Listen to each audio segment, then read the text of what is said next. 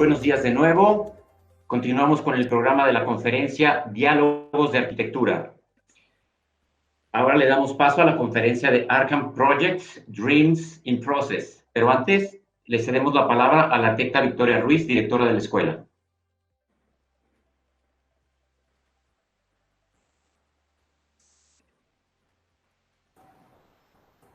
Muy buenos días. Me permito dar a conocer Semblanza, despacho de arquitectura y diseño fundado por el arquitecto Benjamín Peniche y el arquitecto Jorge Duarte Torre en el 2013, ubicados en Mérida, Yucatán, México.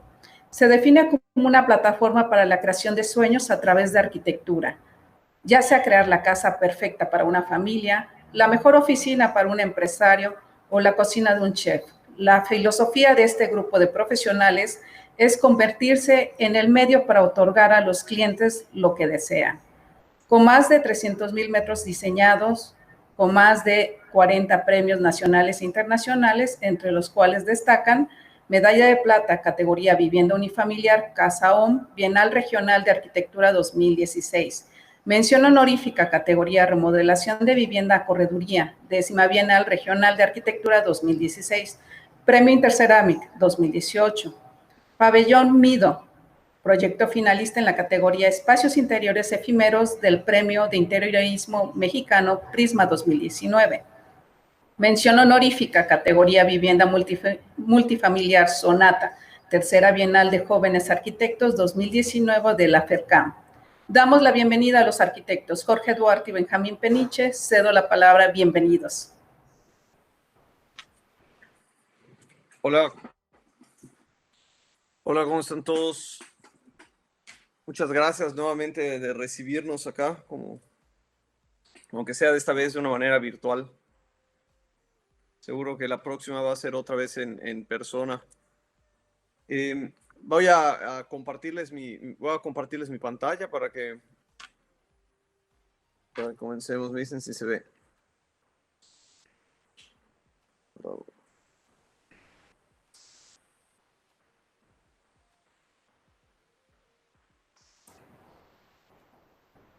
Sí, ya la estamos viendo. Perfecto.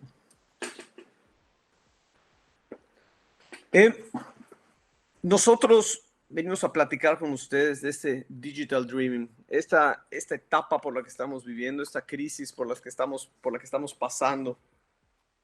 Podemos ver acá, the single biggest threat to men's continued dominance on the planet is the virus.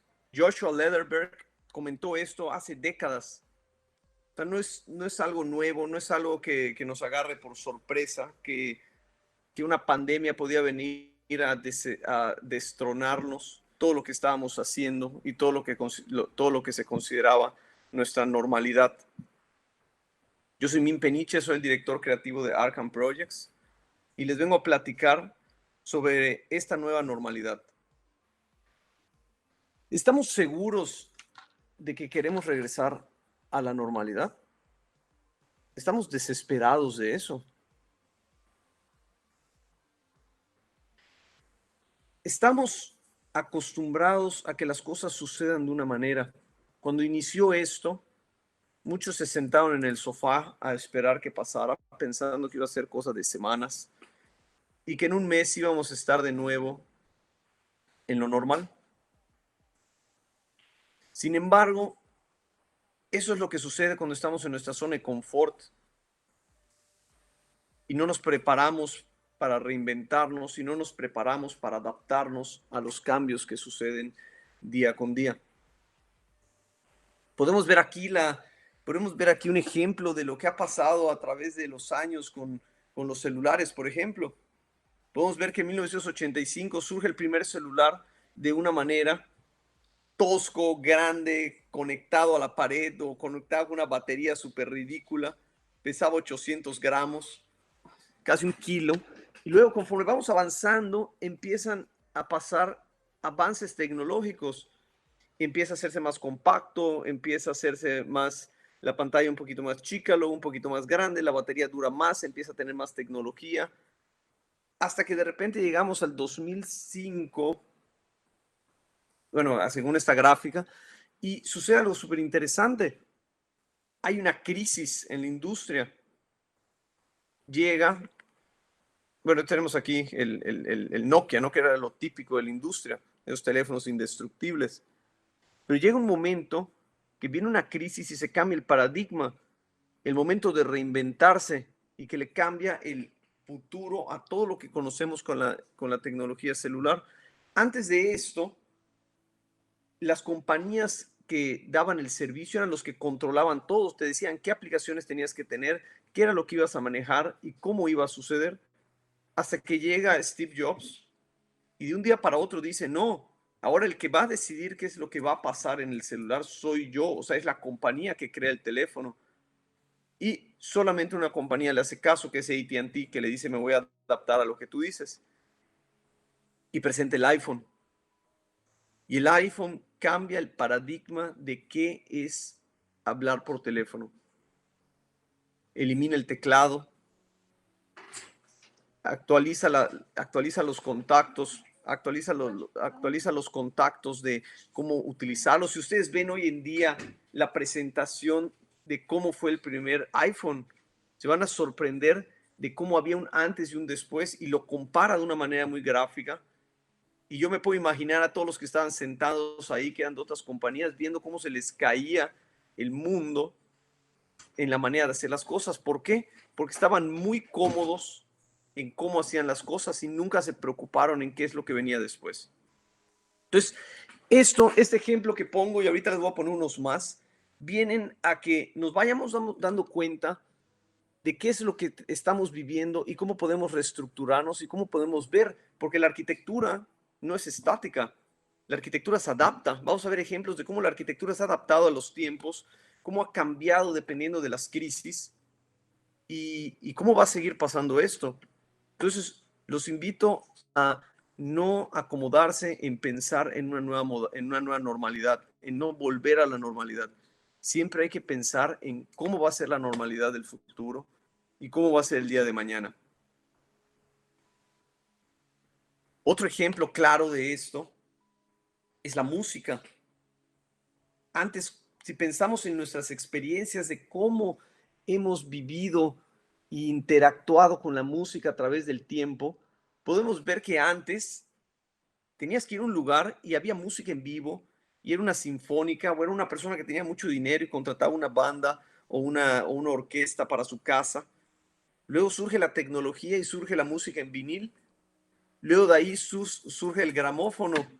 Luego se puede grabar y surgen estas videocasetes, estos estéreos gigantes. Luego un centro de música.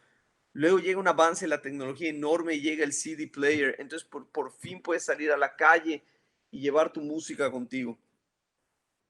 Luego sucede el Internet y la industria, en lugar de ver cómo adaptarse, la industria llega y se empieza a pelear y a demandar a niños de 13 años que están bajando música ilegal en diferentes partes del mundo.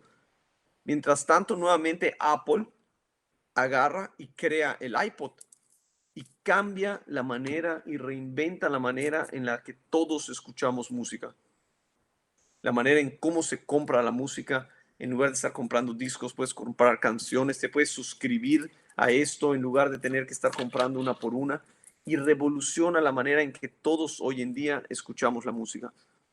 Entonces ya vimos un ejemplo de qué pasa en la industria del teléfono, qué pasa en la industria de la música, y podemos ver esta imagen que ahorita se nos haría ridículo pensar en alguien caminando que necesita toda esta tecnología y todo este equipo para poder escuchar música en la calle, ¿no?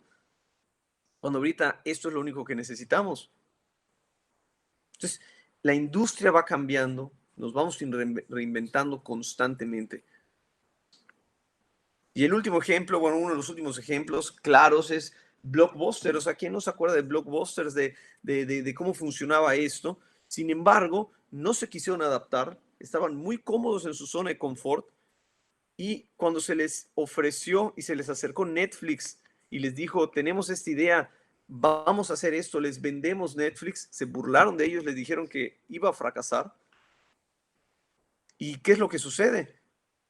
De tener miles de tiendas pasó a tener una sola tienda y Netflix a ser la cosa más impresionante que ha sucedido en revolucionar la manera en que consumimos televisión. Incluso hay películas nominadas a los premios de la Academia que están producidas para Netflix y no para cine. Entonces está cambiando la manera en que vemos tele, en la que vamos al cine, en la que escuchamos música, en la que hablamos por teléfono. Incluso la manera en la que nos estamos comunicando hoy. Esto sería impensable hace 20 años. Y hay gente que hoy en día dice, no, la educación tiene que ser en persona, la educación no puede ser digital. ¿Qué va a pasar en 20 años? Va a haber más acceso a la educación, hay que reinventarnos. El último blockbuster se los presento. Este es el último blockbuster que queda. Te cuesta $4 la noche y puedes ir con 3 de tus amigos y lo puedes encontrar en Airbnb. En esto acabó una de las empresas más exitosas de la década de los 90. Se terminaron reinventando muy tarde, adaptando la tecnología de Airbnb y todo, pero es demasiado tarde. Ya pasó su momento, ¿no? Ahora vamos a hablar un poquito de crisis. Estamos viviendo en este periodo de crisis. Esto nunca había sucedido. Aquí claramente podemos ver en esta gráfica que simple y sencillamente es de los últimos 100 años, cómo es mentira. Cómo esto sucede todos los días. Hay crisis personales, hay crisis empresariales, hay crisis nacionales y hay crisis mundiales. Nosotros en Arkham nacimos pensando en modo crisis. ¿Cómo nos podemos reinventar todos los días? ¿Cómo nos podemos preparar para este mundo tan cambiante? Y eso nos ha permitido generar estrategias que nos funcionaron muy bien en estos tiempos de crisis que estamos viviendo. Pero les quería mostrar esta gráfica. Vean cómo estamos. Podemos ver la crisis de 1910, cuando hay paz mundial. Tenemos esa crisis financiera de la guerra y aparte la epidemia de 1918. Luego tenemos una crisis en el 29, una crisis económica mundial. Luego tenemos la crisis de la Segunda Guerra Mundial, las revoluciones culturales de Latinoamérica, las revoluciones de África que causaron grandes catástrofes, la crisis del 76. La crisis económica mundial del 97 al 99. O sea, vivimos en crisis. Eso es el normal de la humanidad. Eso es el normal de nosotros como especie animal. Las crisis nos generan cambios y el cambio es bueno, nos hace evolucionar. Y son en estos momentos que surge la frase famosa de que las crisis es cuando surgen los líderes, de que en las crisis es cuando surgen las personas que van a destacar, las empresas que van a sobresalir, porque se reinventan y se salen de esta zona de confort, mientras todos los demás estamos esperando que las cosas regresen a lo normal. Son estos momentos donde podemos reinventar, donde pueden surgir ideas revolucionarias, ideas nuevas. No nos casemos con lo que hacemos, no nos casemos en cómo hacemos las cosas. Eso nos limita. Mejor vamos a casarnos en por qué hacemos las cosas y eso nos va a poder permitir reinventarnos todos los días. Ahora les quiero platicar un poco de las estrategias que nosotros estamos implementando durante esta cuarentena, porque hubiese sido muy sencillo para nosotros venir a platicarles de arquitectura, venir a hablarles de volúmenes, venir a hablarles de luz, venir a hablarles de filosofía de procesos, que les platicaremos un poco más adelante. Pero eso lo pueden ver en cualquier lado, eso lo pueden estudiar en cualquier libro de historia, podemos escuchar de Barragán, podemos escuchar de Le Corbusier, podemos escuchar de eso en todas partes. Pero, ¿en qué nos deja eso como empresas hoy en día? ¿En qué nos deja como arquitectos? Vamos a poner la arquitectura al mismo nivel que el volvernos una empresa, el volvernos algo que nos permita generar de lo que nos apasiona un negocio y que sea sustentable, porque ahorita tal vez están estudiando todos ustedes y tienen otros problemas, pero gran parte de las oficinas de arquitectura de México están pasando por uno de sus peores momentos, porque al no estar preparados, al no tener estrategias, al no tener procesos, entonces tienen mucho conocimiento, mucha arquitectura, mucha pasión, pero viene la crisis, se acaban los clientes, no hay una estrategia, no hay un flujo, no hay una serie de cosas que permite que se adapten a los tiempos. Y eso es un gran problema. Entonces vamos a platicar un poco de lo que hicimos en esta cuarentena. Disculpen el ruido. Bueno, acá les quería mostrar este proyecto, nada más para adaptarnos, de Álvar Alto. Durante la pandemia de 1918 se generó este hospital, que fue una revolución en la época. Se adaptó totalmente a lo que se creía que era lo que debía de pasar para mantenernos sanos. Espacios abiertos, zonas para tomar el sol, para alejarnos de la influenza, espacios que no tenían techo para que no se acumulara, porque creían que en los espacios cerrados era donde se acumulaba el polvo que causaba el virus. Entonces, la arquitectura se ha adaptado eternamente a estas pandemias y no va a ser diferente ahorita. Solo hay que tener cuidado de no diseñar basados en miedo, sino diseñar basados en lo positivo, en cómo mejorar los espacios y cómo unirnos más como sociedad y como personas. Por ejemplo, podemos ver aquí a Grecia. Grecia, nosotros lo vamos a ver y vemos esos edificios blancos impresionantes, padrísimos, que están súper románticos y todo. Y la realidad es que esto es así no porque se veía más bonita la foto. Eso se hizo así porque en 1930 dijeron que el minimalismo iba a ser lo más impresionante y no, no es cierto, no, eso se hizo así porque en 1930 había una crisis higiénica y por ley todas las casas se tenían que pintar con cal por sus propiedades antibacteriales. Y eso generó una serie de cosas. Entonces ahorita hablamos de la volumetría, de la pauta que tiene la ciudad, de una serie de cosas, pero al momento fue por una decisión sanitaria. Entonces, eso siempre ha pasado y siempre va a seguir sucediendo. Esa es la estrategia que nosotros hemos estado haciendo en esta cuarentena. Nos enfocamos en generar contenido, en generar conocimiento, en aprovechar a todas las amistades y colaboraciones que hemos tenido a lo largo de los años como arquitectos y poder generar espacios en nuestras redes sociales para poder llevar inspiración, para poder llevar motivación, para poder llevar esperanza de que todos somos iguales y que todos estamos pasando por lo mismo y que todos nos estamos reinventando.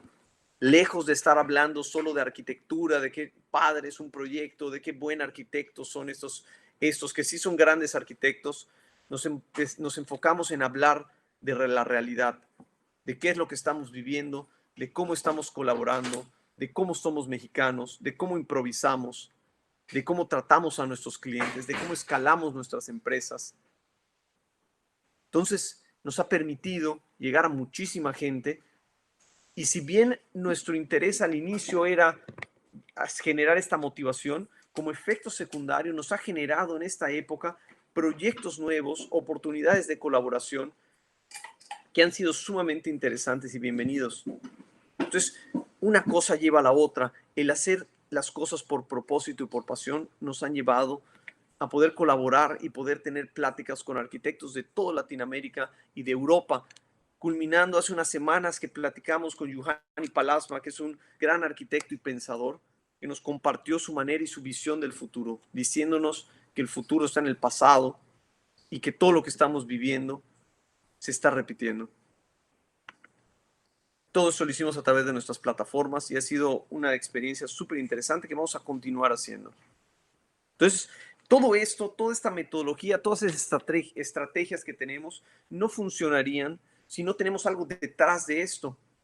Entonces, me encantaría presentarles a Jorge Duarte, que les va a platicar del TRS, que es la filosofía con la que partimos y con la que hacemos todos los proyectos en Arcam todos los días. Entonces, voy a dejar de compartir y les presento a Jorge.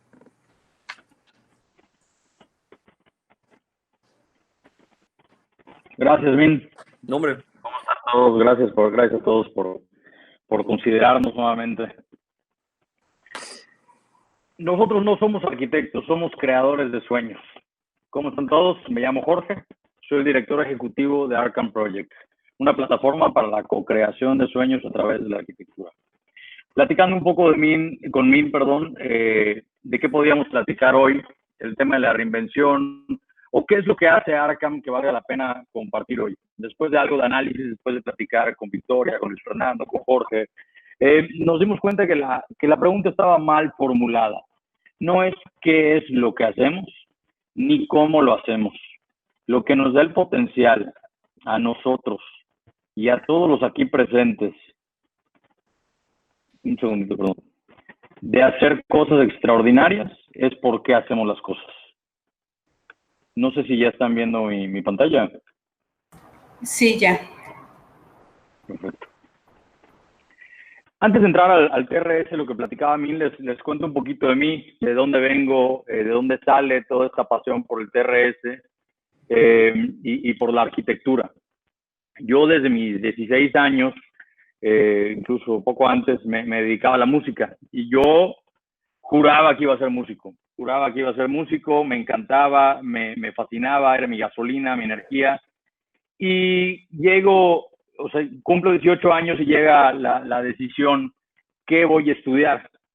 Y a diferencia de muchos arquitectos que podrán decir que desde los 8 años se dieron cuenta que querían estudiar arquitectura, mi realidad fue completamente diferente. Yo no sabía que quería estudiar arquitectura hasta mis 18 y sinceramente fue por un proceso de eliminación. Entro a la carrera, empiezo a profesionalizar un poco el tema de la música, tuve oportunidad de abrir un par de conciertos, grabamos 2 EPs, etcétera, y pues la arquitectura allí estaba, ¿no? Poco a poco fue pasando el tiempo y fui acabando la carrera. Déjenme decirles que las cosas pasan por algo y estudiar arquitectura ha sido una de las mejores cosas que he decidido en mi vida. Me encanta, me fascina y no creo haberme equivocado.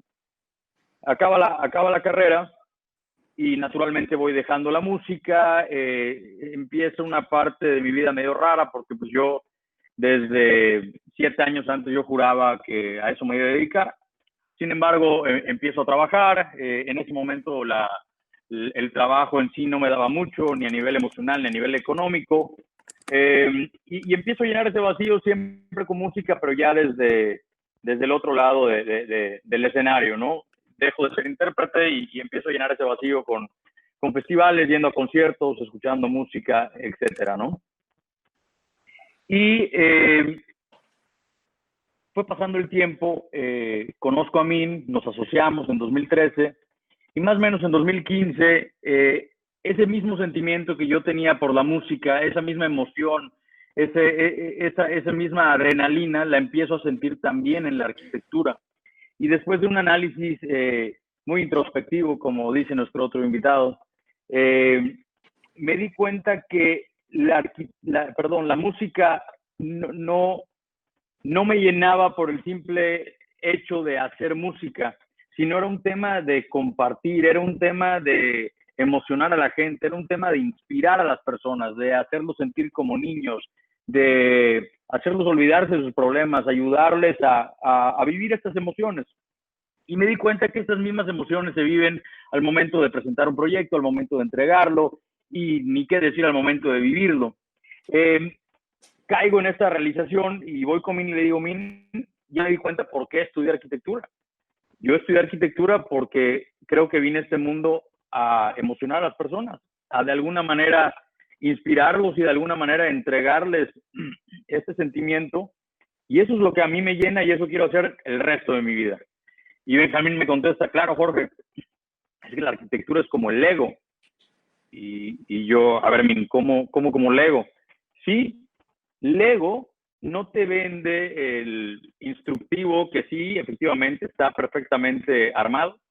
De la misma manera que nosotros no vendemos planos, que efectivamente también tienen que estar perfectos. Lego no te vende esa imagen que está fuera de la casa, así como nosotros no vendemos renders. Y Lego no te vende tampoco bloquecitos. De la misma manera que nosotros no vendemos cadenas, castillos, losas o acabados. Lego te vende esa oportunidad de hacer lo que quieras, de formar lo que quieras, de tener una ilusión y darte esa libertad para llegar a un propósito, a una meta, a un sueño y sentir que fuiste parte del proceso hasta llegar a donde quieres. La arquitectura es exactamente igual. A partir de esa fecha nos dimos cuenta que a pesar de que Min y yo somos completamente diferentes, mientras uno trae el pelo largo, el otro se le está cayendo el pelo, uno tiene déficit de atención, el otro es sumamente estructurado y obsesivo, nos dimos cuenta que siempre y cuando tuviéramos el mismo propósito, todo iba a estar bien. Lo que inicialmente pudo haber sido considerado un talón de Aquiles se convirtió en una de nuestras fortalezas más importantes.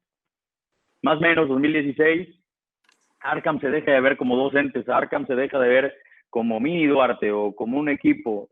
Arkham se empieza a ver como algo así. Les dejo disfrutar un segundo de esto. No es cierto. Pero sí, la realidad es que Arkham se convierte en un ente, ¿no? Y a pesar de las diferencias, nos dimos cuenta que siempre con un mismo propósito, siempre con una misma visión, las cosas iban a estar bien. Y a partir de ahí nos dimos cuenta que las diferencias hay que abrazarlas, o como en inglés, embrace them. Y lo que buscamos en Arkham es un equipo de gente única, de gente excepcional, de gente loca, que quiera trabajar con nosotros y que de alguna manera quiera dejar escapar esa locura a través de la arquitectura. Nos dimos cuenta que cada proyecto es un sueño. Puede ser un restaurante, puede ser una casa, puede ser un edificio o unas oficinas. Sin importar el tamaño del proyecto, el tamaño del sueño, siempre es el mismo. Creemos que tenemos una gran fortuna.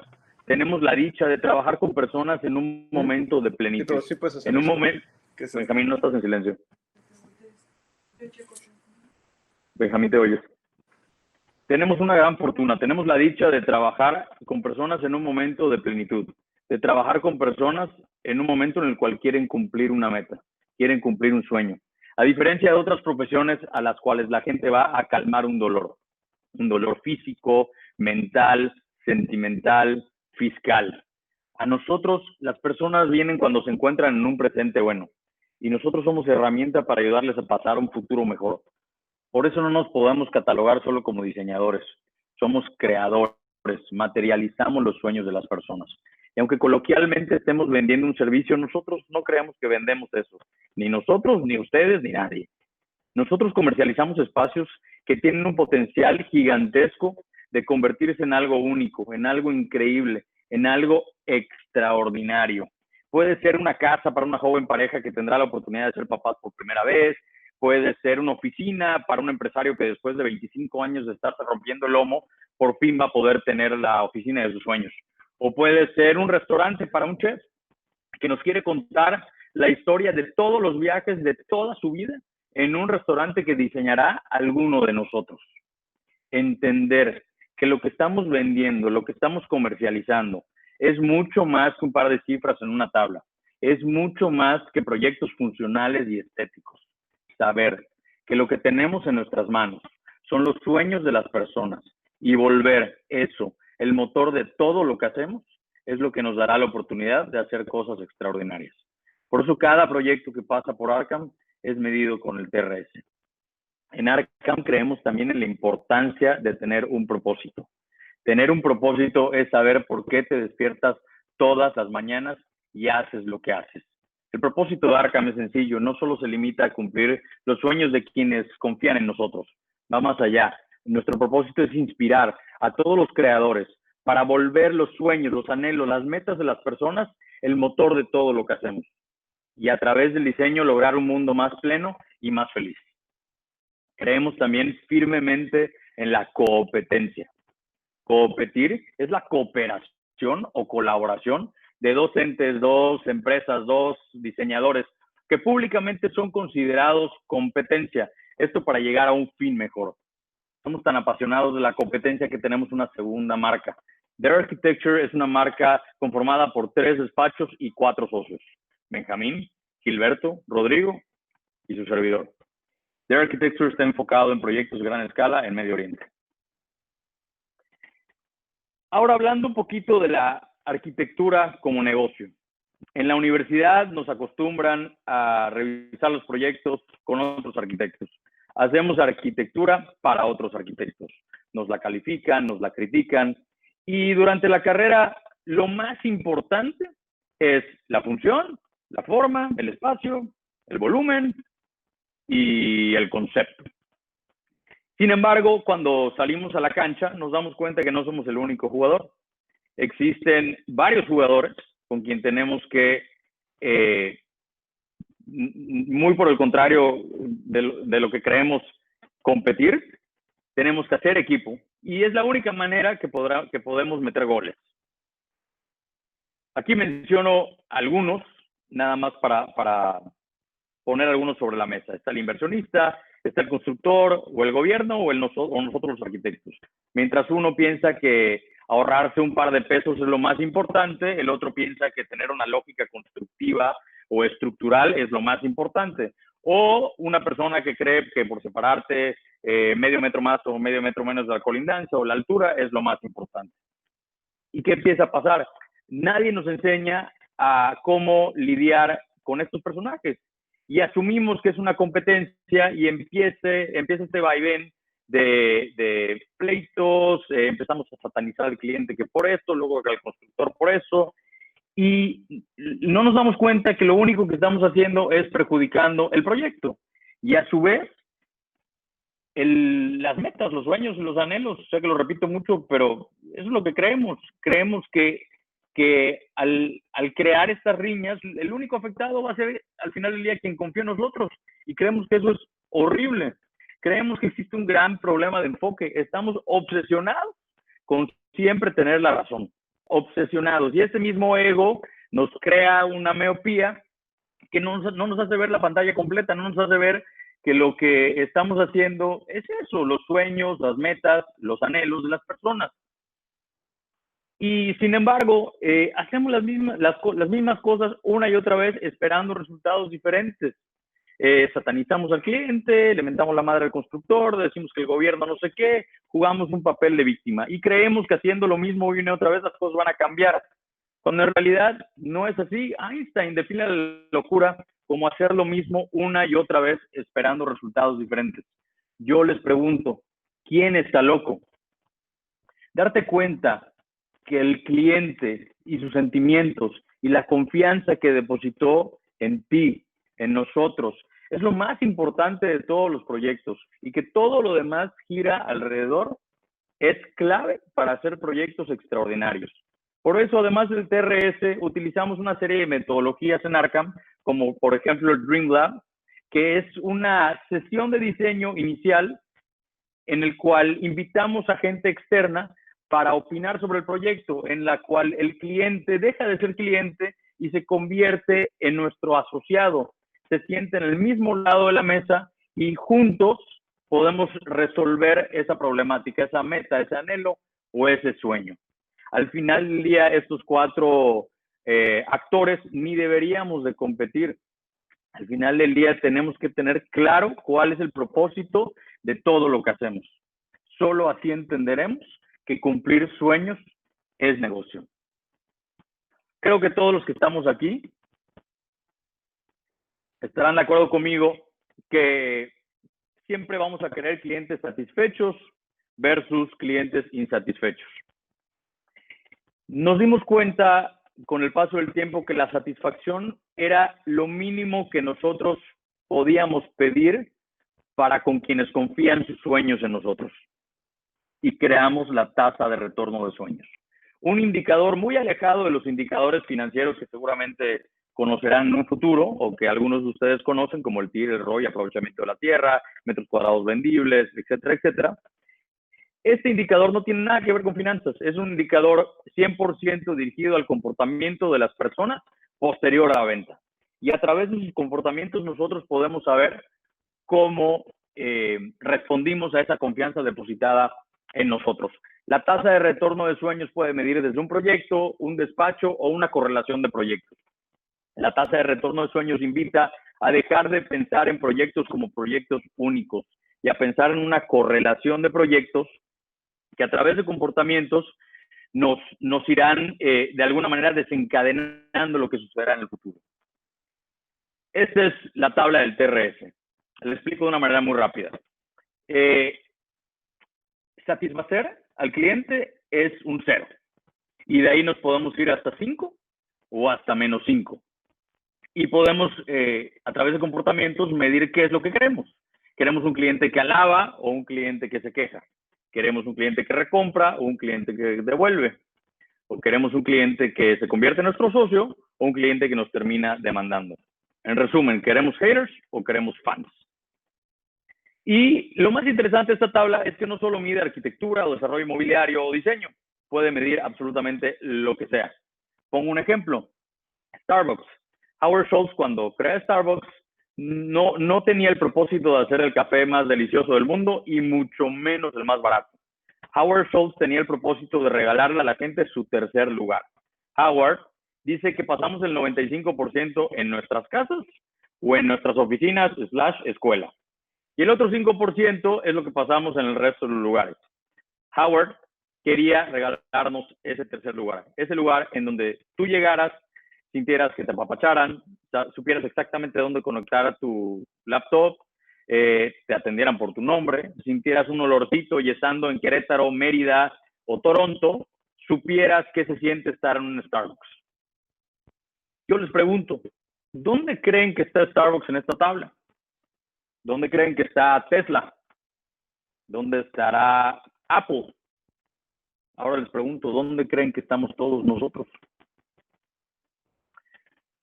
Los fans de Apple no me dejarán mentir. Quien tenga aquí un iPhone y va a voltear a ver un smartwatch o una tablet, no va a voltear a ver ninguna otra marca que no sea Apple. Cuando te conviertes en un verdadero fan de una marca, dejas de ver el precio y te enfocas solamente en el valor.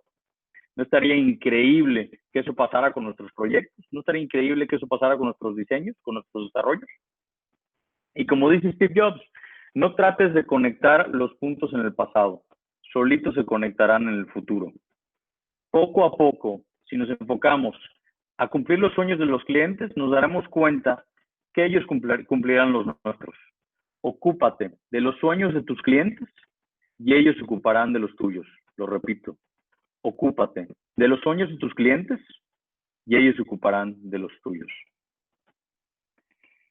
Me despido no restando la importancia a N cantidad de cosas que son sumamente importantes, como en efecto la función, la forma, la espacialidad y N cantidad de indicadores también financieros, como viene siendo el TIR, el ROI, etcétera, etcétera, etcétera. Sin embargo, ya con 7 años de carrera, con un equipo de 30 personas apasionados por servir a los demás y por la arquitectura, siendo muy afortunados de haber diseñado más de 600,000 metros cuadrados construidos, independientes de los desarrollos horizontales que hemos hecho, y de haber ganado muy humildemente más de 40 premios a nivel local, nacional e internacional. Para nosotros, la pregunta más importante que nos hacemos todos los días o antes de empezar cualquier proyecto es ¿cuántos sueños estoy cumpliendo en cada proyecto que hacemos? Gracias.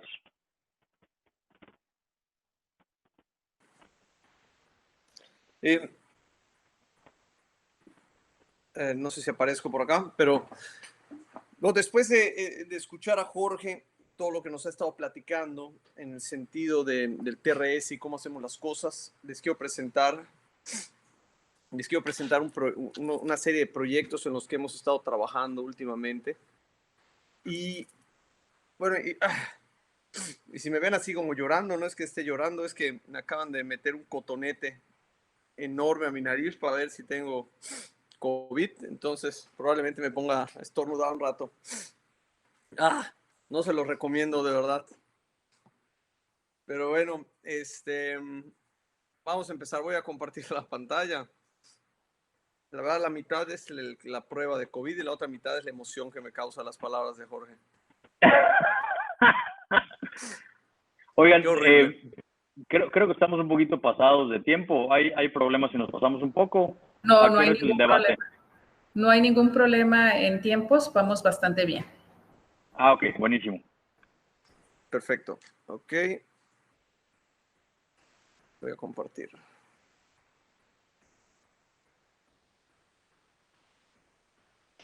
Bueno, está acá la pantalla. Les voy a platicar una serie de proyectos. Me voy a ir lo más rápido posible. No nos vamos a enfocar en la forma, en la función. O sea, vamos a hablar un poquito de eso, pero nos vamos a enfocar en nuestras intenciones para que vean cómo agarramos nosotros la narrativa de tratar de reinventarnos en cada proyecto, de cómo podemos reinventar la manera de hacer puede ser un restaurante, un townhouse, una casa o una empresa. Entonces escogí estos proyectos porque van de la mano con esta época en la que estamos viviendo de cambiar los paradigmas y cambiar las maneras de ver algo. El primer proyecto Mil, que les perdón quiero que te contar. interrumpa. Algo cambiaste que se entrecorta mucho tu voz. No cambié nada. A ver, ¿quieres que me ponga mis audífonos? A ver si se siguen entrecortando. Se escucha como interrumpida. O no sé si soy solo yo.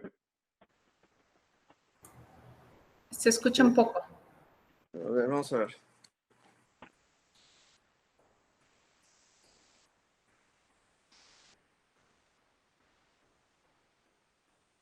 ¿Me escuchan mejor? Sí.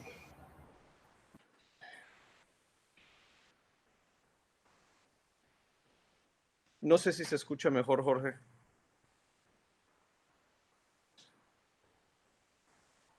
Sí se escucha mejor. No.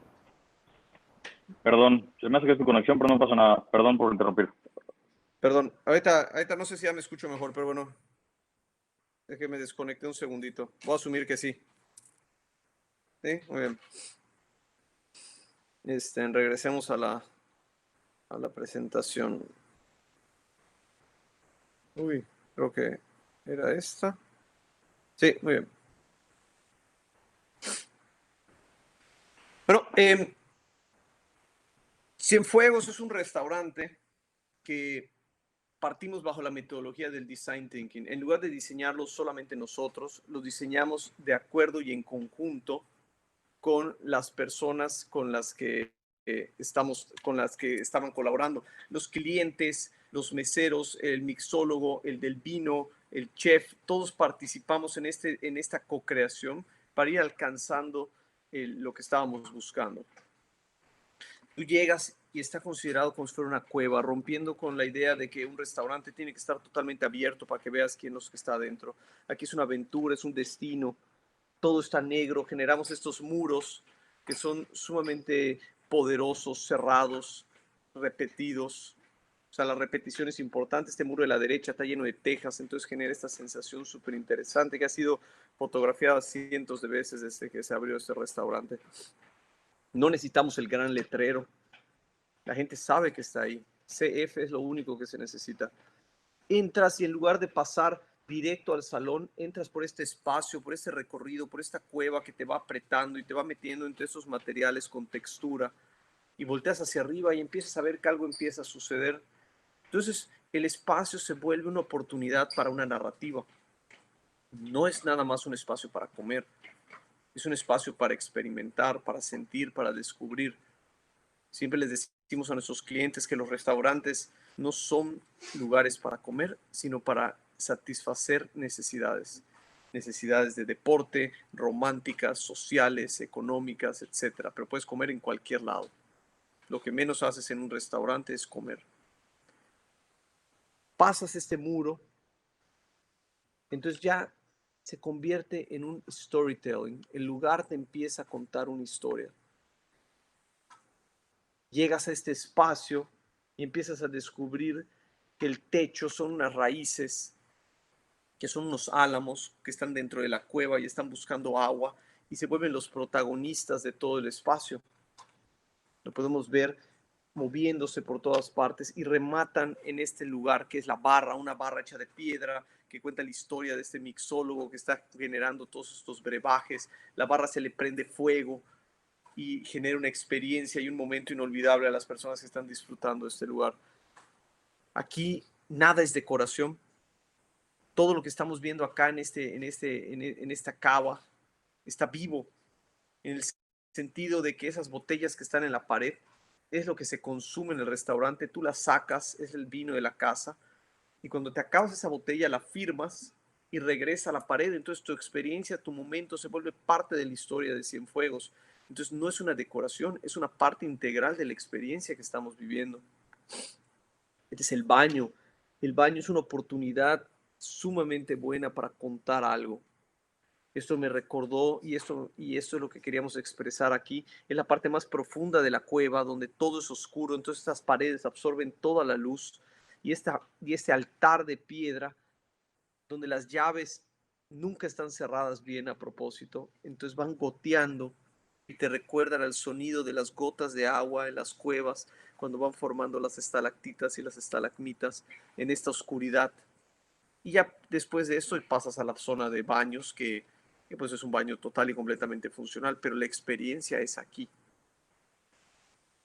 La parte posterior es la única parte del todo el restaurante, de este ejemplo de gastroarquitectura, que tiene espacios intervenidos por la mano del hombre.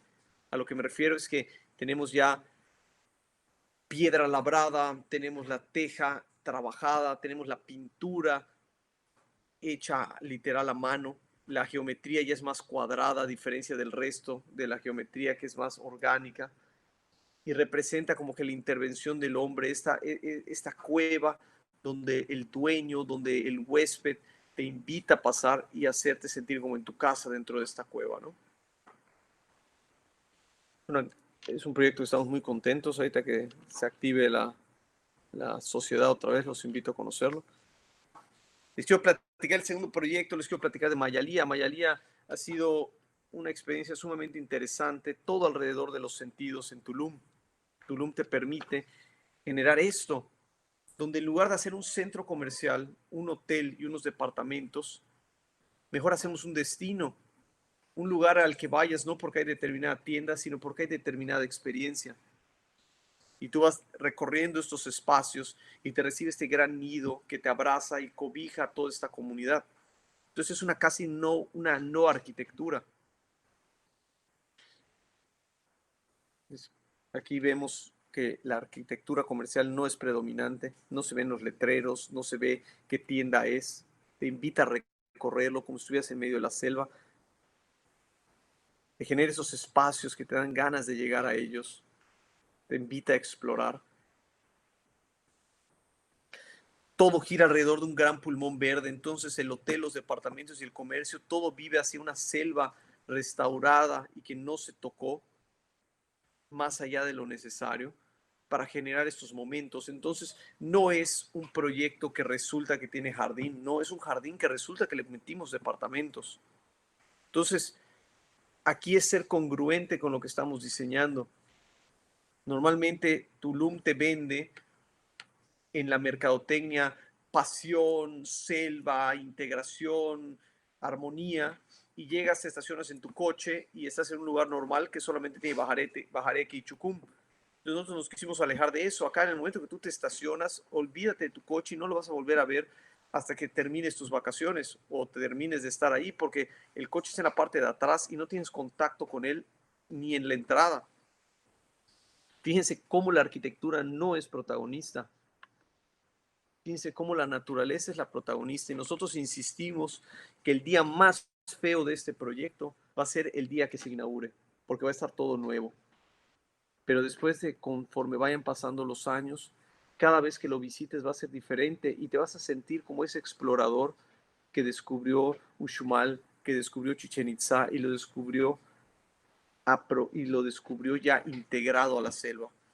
Nosotros vamos a esas ruinas hoy y lo que estamos viendo es un espacio domesticado, no es un espacio integrado a la naturaleza y no es un espacio como era en su esplendor, es un espacio intervenido artificial. Y nosotros queremos sentirnos como exploradores. Nido es otro proyecto que estamos trabajando, que ya está casi listo. Acá parte del proceso fue irnos a Italia para entender cómo son las empresas que venden granito y piedra. En su momento, en la última vez que estuvimos con ustedes, les mostramos renders de esto. Ahorita eso ya está construido. La idea es este elemento que tú ves y de lado se ve casi sólido y de frente se vuelve casi transparente, significando la fuerza y la transparencia de la empresa. Acá el tema fue cómo generar un espacio diferente a la típica bodega que nos estaban pidiendo. Entonces generamos un espacio comercial que es toda esta fachada que ven, que tiene 2,000 metros cuadrados, que no tiene nada que ver con la empresa, que generan espacios dedicados al arte, a la cultura, a la arquitectura, a los estudiantes, para hacer ese primer acercamiento a Mido y que con lo que genere de dinero se va a ir al mantenimiento de la empresa. La segunda sorpresa es cuando tú entras, en lugar de entrar directo a las oficinas, pasas a este jardín que se entrevé aquí, y es la antesala, es un filtro antes de entrar a las oficinas. Vean la transparencia de cómo se ve de frente. Sin embargo, si lo vemos de lado, se vuelve total y completamente sólido. La arquitectura tiene varias distancias, cómo lo ves de cerca, cómo lo ves de lejos y cómo lo ves por adentro. Dentro de esta dinámica, no solo como arquitectos pudimos haber diseñado la arquitectura y parar ahí, pero ayudamos a diseñar la identidad de cómo la empresa tiene que trabajar con artistas para que intervengan placas de granito para generar arte, para generar una identidad más fuerte que vaya de acuerdo a la arquitectura que están proyectando. Esta es la primera obra que hizo Mido en conjunto con un artista que se llama Sam, que es sumamente talentosa y proyecta ahora sus obras en granito. Esto es una placa de granito de 500 kilos y es sumamente poderosa. Esa es la vista que tenemos desde la oficina de Chepo, que tiene su puente del Rey León, que sale y puede ver toda la bodega, puede ver los miles de metros de cuadrados de bodega que tiene. Y es un statement a sus clientes, a sus proveedores, de decir, esto es lo que podemos lograr. Oye, ¿tienes duda de mí? Ven, acompáñame a este pasillo y ve lo que estamos logrando. Esto es más poderoso que cualquier oficina diseñada. Y aquí es como le presentamos la idea. Esto es todo lo que tienes. Esto es el fruto de todo tu esfuerzo, de todos los años de trabajo. Y este es su espacio favorito. Este es su espacio favorito donde se para todos los días. Y no estaba en el programa arquitectónico que nos pidió. Sonata, este proyecto, es un tema de reinvención. ¿Cómo podemos redefinir qué es un townhouse? ¿Cómo se ve? ¿Cómo se vende? ¿Cómo lo siente la gente cuando lo vive? Aquí siempre comentamos que el townhouse típico no es un hogar, es un producto, es una cosa para hacer dinero. Entonces nosotros aquí queríamos trabajar con los desarrolladores para poder hacer un hogar, no hacer algo que fuese incómodo, que no tuviese privacidad, que estuviese totalmente abierto y solamente estuvieses viendo al coche que tengas afuera, que probablemente no está tan bonito, que estés viendo a tu vecino de frente que está súper feo y que estés viendo su sala, porque los townhouses son cristal, construcción, patio, calle. Entonces, eso genera depresión, eso genera que te cierres con cortinas y eso genera que todos los productos sean iguales. Nosotros nos dimos a la tarea de cómo sin subir el metro cuadrado pudiésemos trabajar moviendo las escaleras al frente de la casa, un movimiento muy sencillo que nos generó esta diversidad y este dinamismo en la fachada. Que yo les pudiese hablar acá de pauta, les pudiese hablar del color blanco, genera no sé qué cosas y hace que todo se ve. No, o sea, pero eso no es lo importante del proyecto. Lo importante del proyecto es la intimidad, privacidad y cómo va a disfrutar la gente el poder vivir aquí. Cómo el cliente de hacer un proyecto para venta lo convirtió en un proyecto patrimonial de renta que ahora está en Airbnb y antes de la pandemia estaba eternamente rentado. Entonces genera, la arquitectura puede y debe de ser negocio, sin perder de parte toda la vista de la volumetría. Nuevamente acá les digo, esto tiene pauta, el color blanco unifica todo y no genera un caos. El color blanco nos genera simetría cuando realmente no la hay, cuando el primer cubo y el último son de dimensiones totalmente diferentes y otros ciertos cambios, ¿no? Pero obviamente tiene todos los principios ordenadores que necesitan, pero es un punto de partida, no es lo más importante del proyecto. Aquí estoy yo con peluca para ahorrarnos a la modelo, para que podamos tomar las fotos. Entonces agarra obviamente una característica súper interesante y en este mundo digital en el que vivimos esto genera un dinamismo que ha hecho que sea uno de los proyectos mexicanos más vistos a nivel mundial. Y no es el proyecto más caro, es uno de los metros cuadrados más económicos que hemos diseñado, alrededor de 7,800 o algo así. Entonces, podemos disfrutar con creatividad, podemos generar espacios. Estaba leyendo en los comentarios que hablaban de esto, de que si se puede hacer arquitectura económica y que no solo pensar en el dinero, definitivamente se puede y se debe. Finalmente les quiero platicar de este proyecto. Este proyecto es muy especial para nosotros. Estamos trabajando, les voy a mostrar fotos en obra. Cuando nos encargan este proyecto, el cliente tenía una necesidad de una casa de determinados metros y determinado precio, y llegó a la oficina con un proyecto, con una depresión y con una frustración, porque el arquitecto con el que había trabajado anteriormente le había hecho una casa del doble de tamaño y que costaba el doble. Entonces le dijimos, bueno, hay que volver a hacer todo. ¿Qué es lo que quieres? Quiero una casa redonda, que haga esto y que gire y que toda la energía. Digo, a ver, amigo, tu presupuesto nos va a permitir hacer esto. Tienes que confiar en nosotros y vamos a hacer una casa que cumpla tus expectativas. Vamos a hacerte una curva. No, pues está bien, ¿no? Y generamos esto. Entonces, este círculo que generamos es lo que nos resuelve todo el proyecto. A veces un proyecto se basa en la forma, a veces un proyecto se basa en la función, a veces un proyecto se basa en la intención.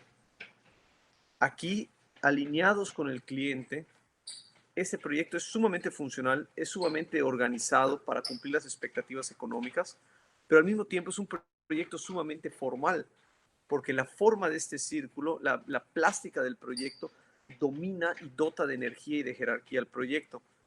Pero al mismo tiempo, ninguna de estas dos cosas son tan importantes como la experiencia que vamos a tener día a día en el lugar. Entonces deja de ser una casa, deja de ser una escultura. Y este proyecto para nosotros es un reloj. ¿Qué es la arquitectura sino un reloj con complicaciones? Una complicación es cualquier cosa que tiene un reloj que es aparte de dar el tiempo. Este reloj, aparte de dar el tiempo, permite que la gente viva en él y que le den mantenimiento al reloj. Permite que cocines, que duermas, que te protejas de los elementos. Pero vamos a ver cómo es un reloj. Ubicado en Yucatán, ese cilindro, esa celosía se eleva hacia el cielo y se vuelve protagonista del proyecto y empieza a interactuar y empieza a capturar y a divertirse con luces y sombras. Y empezamos a ver estas relaciones que empiezan a ver en la arquitectura. Tú te paras aquí y conforme vas viviendo la casa y empiezas a conocer cómo funciona, te das cuenta que aquí son las 9, 10 de la mañana porque el sol está de determinada manera y está apuntando hacia acá y puedes ver cómo está en medio la época del año, porque cuando es invierno se va a inclinar hacia un lado o hacia el otro y vas sintonizándote con este reloj. Aquí puedes ver que es en la tarde, el reloj ya está del otro lado, empieza a generar sombras en la otra pared. Aquí podemos ver que son las 5 de la tarde porque la celosía está proyectando sus sombras en el piso, en el agua, que todo esto que van a ver es agua del lado derecho. Entonces va a empezar a reflejar. Aquí podemos ver cómo ya está atardeciendo porque la celosía empieza a subir. Ya son las 6:30. Aquí ya son las 7, está a punto de ponerse el sol. Se empieza a alinear las sombras con la arquitectura. Entonces empieza a agarrar una dinámica interesante. Pero al mismo tiempo, igual la arquitectura sirve como un catalizador de emociones, un potenciador del contexto. Unos muros agarran y jalan la ventilación y te hacen sentir el viento de una manera más poderosa. La arquitectura en este caso agarra y se vuelve un mirador. Y agarra y te encierra el cielo y te lo enmarca y te dice, veme, mira qué es lo que está sucediendo aquí. Ve el cielo. Entonces, ¿qué es importante? La idea del arquitecto, de todo lo que les dije que yo creo que es este proyecto, o la experiencia del usuario que lo va a vivir todos los días, o de un invitado que se va a parar y va a decir, esto claramente el arquitecto vio que era un cenote por los yucatecos, que tal, y Chichen Itzá y los mayas, y otro va a agarrar y va a decir, no, esto es claramente una alegoría a la volumetría brutalista. Sí, también. Lo que nosotros creemos como arquitectos, nuestras narrativas, nuestras ideas, nuestras intenciones, lo que plasmamos en la obra, en el momento que se construye. Es como un libro. Lo importante es lo que siente la gente, piense la gente e interprete la gente. Si nos ocupamos de los sueños de nuestros clientes, ellos se ocuparán de los nuestros. Y si nos ocupamos en generar historias para ellos, ellos se apropiarán de ellas, las harán suyas y las van a volver mucho más chingonas. Muchas gracias.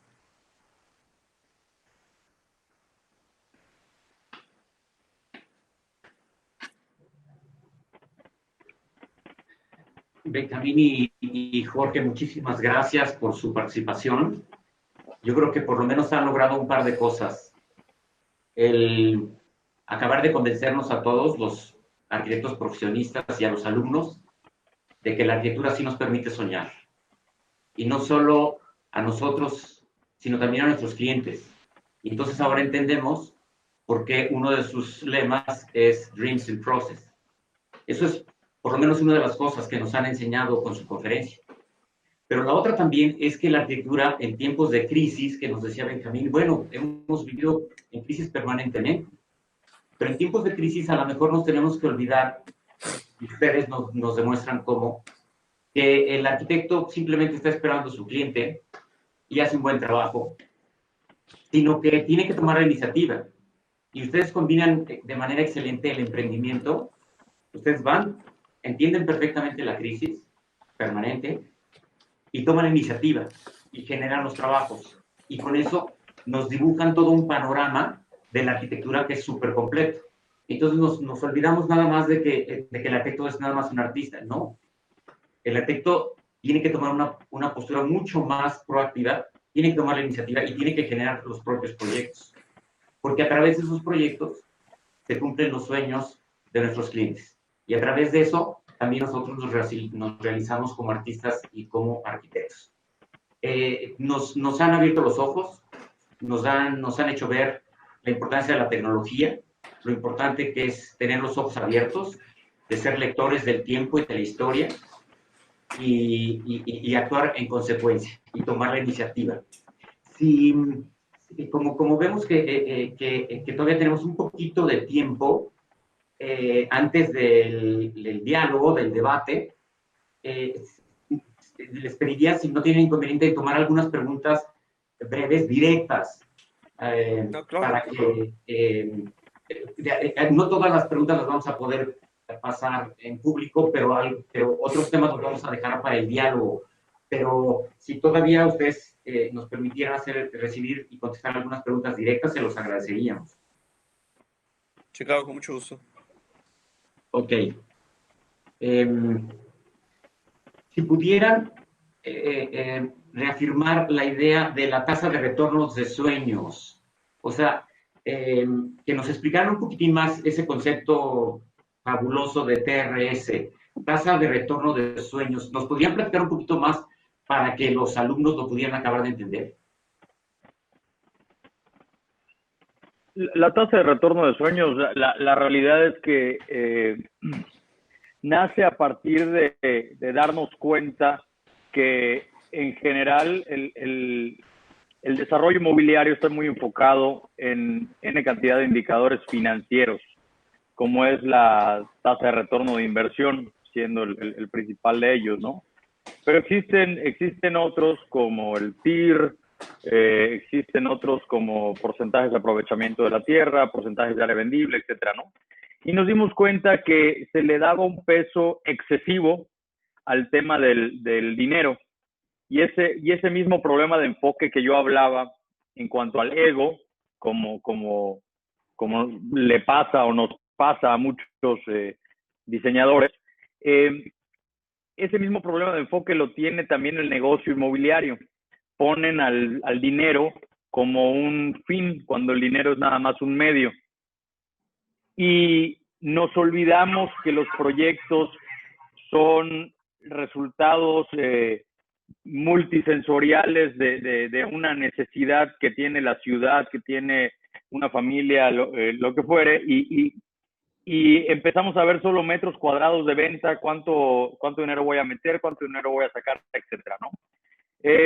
Nos dimos cuenta que en Mérida, en particular, que afortunadamente, al igual que Querétaro, creo, estamos creciendo mucho y está viniendo mucha gente de fuera y se están ofertando N cantidad de proyectos de desarrollo inmobiliario y se están vendiendo porque hay mucho mercado. Y mucha gente lo tomó como una oportunidad para hacer cosas que podían invertir un poco menos porque sabían que se iban a vender. Entonces, no te imaginas la cantidad de historias de terror que existen con desarrolladores, constructores, arquitectos, que hacen las cosas con tal de hacer un poquito más de dinero y se olvidan de qué es lo que tenemos en nuestras manos. Y se olvidan de que alguien depositó su confianza en nosotros. Y el caso más claro fue hace poco, nos azotó Cristóbal, una tormenta tropical, que en 4 días arrojó, ¿cómo fue? En 4 días cayó del cielo la misma cantidad de agua que cae en 8 meses en Yucatán, en 4 días.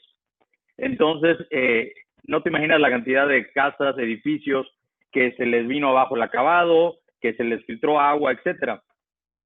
Y sí, efectivamente, el TIR o el ROI en esos proyectos seguramente fue altísimo, hicieron lana todos, etcétera. Pero ¿quién se ocupa de la gente que está viviendo los espacios? O sea, ¿quién se ocupa del servicio postventa, por así decirlo, no? Y el CRS para nosotros nace como una necesidad, no es un mecanismo de venta, no es nada, es simplemente la pregunta de quién se ocupa de quienes depositan sus sueños en nosotros. Tan simple como ese, ¿no? Tan simple como eso. Y así como hay en cantidad de indicadores ya mencionados, este indicador trabaja solo en base a comportamientos. Y por comportamientos me refiero a cómo el cliente responde para con nuestro servicio, si lo quieres ver así, tanto en el desarrollo del mismo como posterior a la entrega del mismo. Y de esa manera, a través de su nivel de plenitud o su nivel de felicidad o su nivel de empoderamiento del espacio podemos medir si efectivamente respondimos bien a esa confianza depositada en nosotros, ¿no? Es un concepto, no es algo que puedas medir con decimal. Sin embargo, es una idea, es un norte que nos hace a nosotros saber si estamos yendo bien o mal en algún proyecto, con algún cliente o en general con la empresa. Nos ha tocado haber estado en la parte roja, nos ha tocado haber estado en la parte azul. Y para nosotros algo que siempre menciono que me gusta mucho, no podemos presumir que la gran mayoría de nuestros amigos son nuestros clientes. Pero lo que sí podemos presumir es que todos nuestros clientes se terminan convirtiendo en nuestros amigos. Entonces eso a nosotros nos llena de emoción. Nos llena de emoción porque sabemos que de alguna manera estamos haciendo algo bien. Como tú decías ahorita, algo estaremos haciendo bien. No sé qué estamos haciendo bien, pero algo estamos haciendo bien porque la gente sigue confiando en nosotros y para nosotros es sumamente importante responderles y cumplir nuestro propósito, hacer conscientes a todos los creadores de sueños, inspirar a todos los arquitectos para darse cuenta que lo que tenemos en nuestras manos no son proyectos funcionales y estéticos, son los sueños de las personas y que tenemos que volver eso el motor de todo lo que hacemos para así hacer cosas extraordinarias, para así hacer proyectos, desarrollos multisensoriales enfocados en la experiencia del usuario, para así cumplir sueños. Qué padre. Muchísimas gracias, Jorge. También esta pregunta siguiente la abrimos también, por favor, para Abraham. Nos pregunta Gaby Cepeda. Buenos días, le da muchísimo gusto volver a verlos. En la experiencia de Gaby, cuando la gente ve a un arquitecto joven, suelen creer, como es el caso de ustedes, suelen creer que no saben hacer nada los arquitectos jóvenes. Mencionaban que les gusta trabajar en conjunto con el cliente. Entonces la pregunta de Gaby es, ¿cuál es una manera que les ha funcionado a ustedes para decirles, ven, vamos a diseñar esto juntos, sin hacer al cliente sentir que no saben qué están haciendo? Es decir, ¿cómo logran que el cliente se sienta seguro trabajando de una manera inusual? Si nos pudieras comentar algo, Abraham. Y luego, obviamente, Jorge y Benjamín.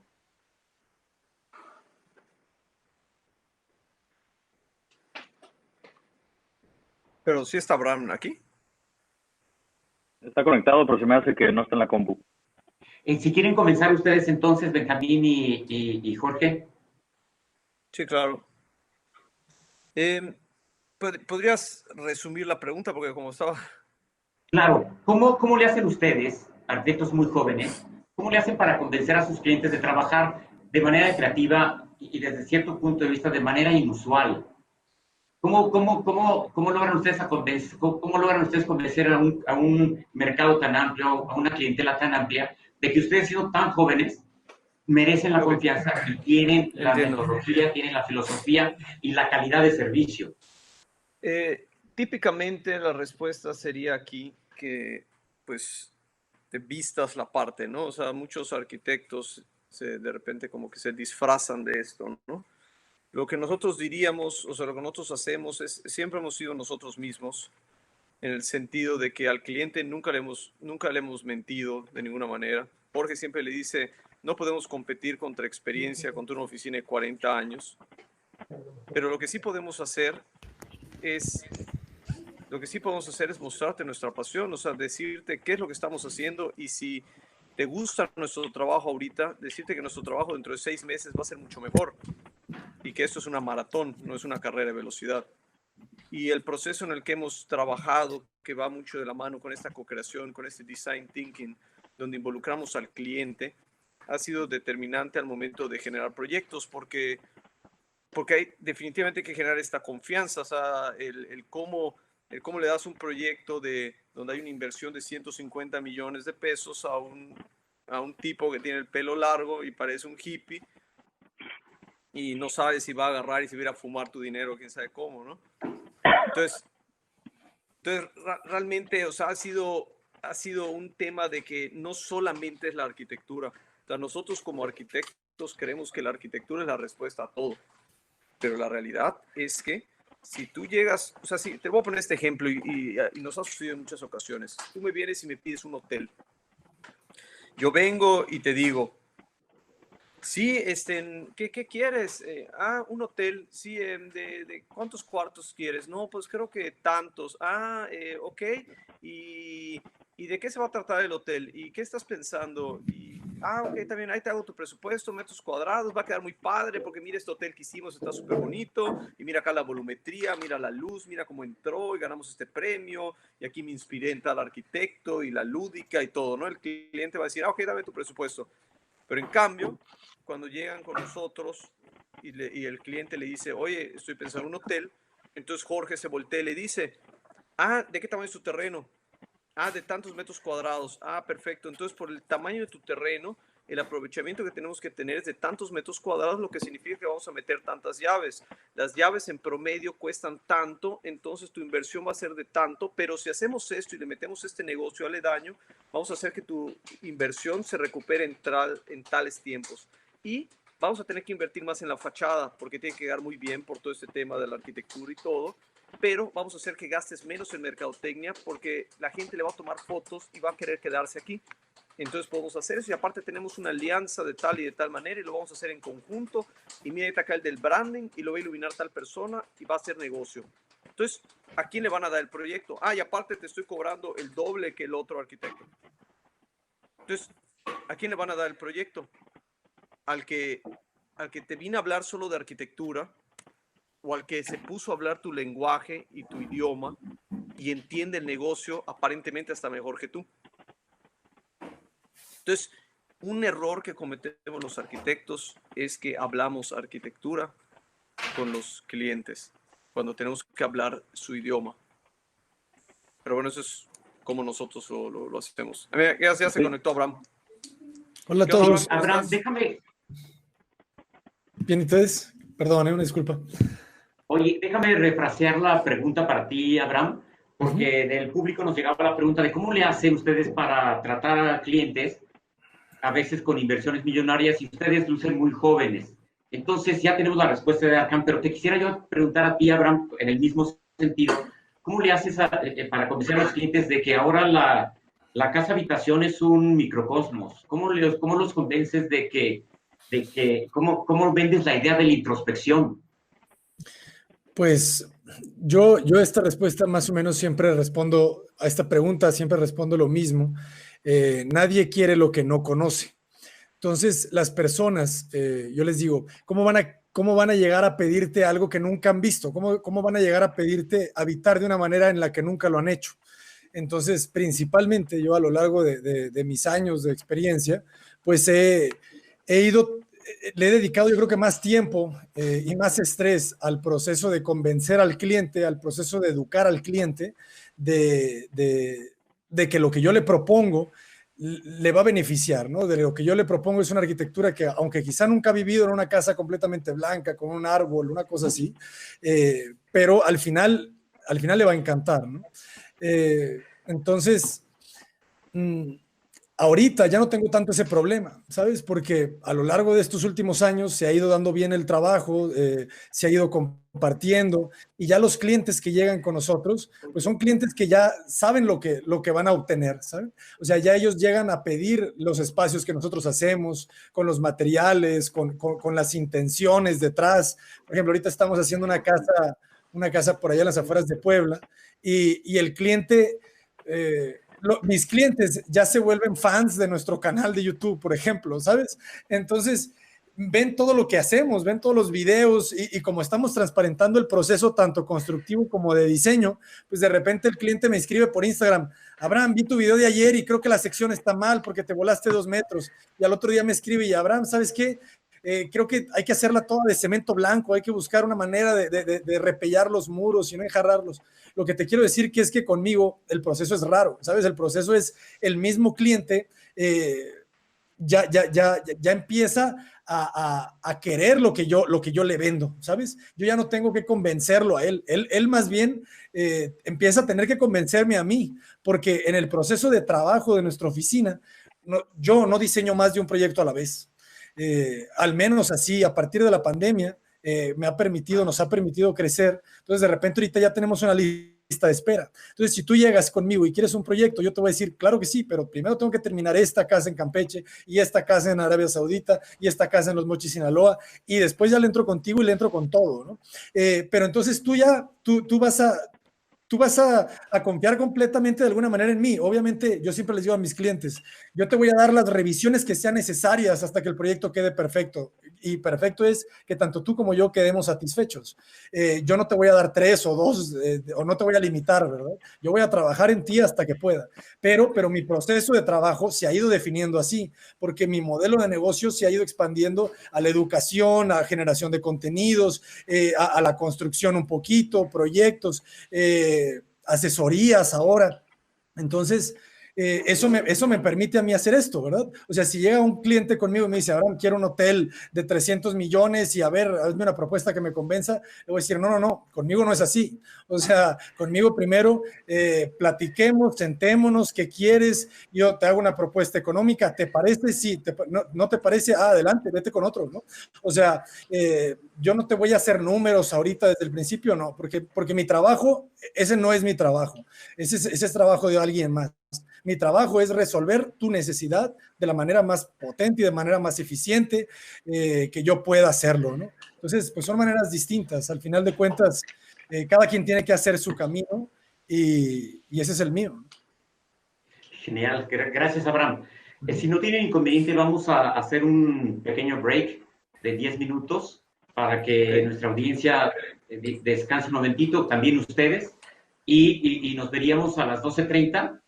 Si no tiene inconveniente, para entrar a este diálogo, a este debate, en el que vamos a tomar algunas preguntas todavía, que son varias, son muchas de nuestro auditorio, y algunos otros temas que a la Universidad Cuauhtémoc les interesaría que ustedes abordaran. ¿De acuerdo? Con mucho gusto. Entonces, nos vemos a las 12:30, por favor. Muchas gracias otra vez a todos. Gracias a ustedes.